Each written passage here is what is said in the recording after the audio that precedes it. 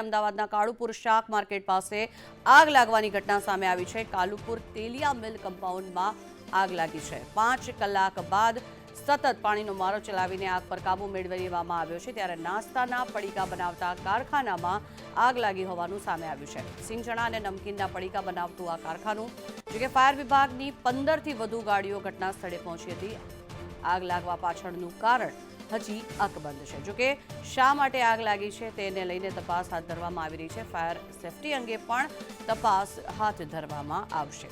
જો કે હાલ આગ પર કાબુ મેળવી લેવામાં આવ્યો છે। આ દ્રશ્યો જે આપ જોઈ રહ્યા છો અમદાવાદ કાળુપુરના આ દ્રશ્યો છે કે જેમાં સતત પાણીનો મારો ચલાવવામાં આવ્યો। 15થી વધુ ફાયરની ગાડીઓ ઘટના સ્થળે પહોંચી હતી અને સતત પાણીનો મારો ચલાવી અને આ આગને કાબૂમાં લેવાનો પ્રયાસ હાથ ધરવામાં આવ્યો છે।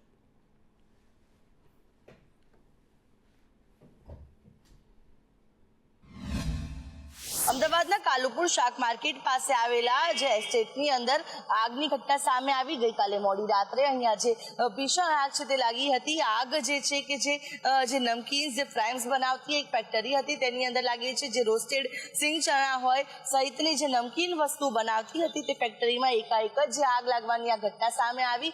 15થી પણ વધુ ફાયર વિભાગની જે ગાડીઓ છે તે ઘટના સ્થળે પહોંચી અને અધિકારીઓ પણ અહીંયા આવી પહોંચ્યા હતા અને આ આગને કંટ્રોલમાં લેવા માટેની કામગીરી છે તે હાથ ધરવામાં આવી છે। 2 વાગ્યાથી રાતના આગ લાગી છે અને હજુ પણ જે આગ જે છે તે કંટ્રોલમાં નથી આવી। હજુ પણ તેને કંટ્રોલ કરવાની કામગીરી છે તે શરૂ કરવામાં આવી છે। 15થી વધુ ગાડીઓ અને અધિકારીઓ ફાયર વિભાગના જે આગને કાબૂમાં મેળવવા માટે અહીંયા જે કામે લાગ્યા હતા। બુધવારે રાતે 2 વાગે શાહપુર ફાયર બ્રિગેડને કોલ મળેલો હતો અને આપણે આ તેલિયા મિલ કમ્પાઉન્ડ છે એમાં રિવાઇન્ડ કરીને જે ફેક્ટરી છે એમાં જે આ ચણા અને ચીક્કી જે બનાવવાનું જે માલ સામાન છે એનું મેન્યુફેક્ચરિંગ અને સ્ટોરેજ ટાઈપનું બંને ટાઈપનું આ આખું બિલ્ડિંગ છે।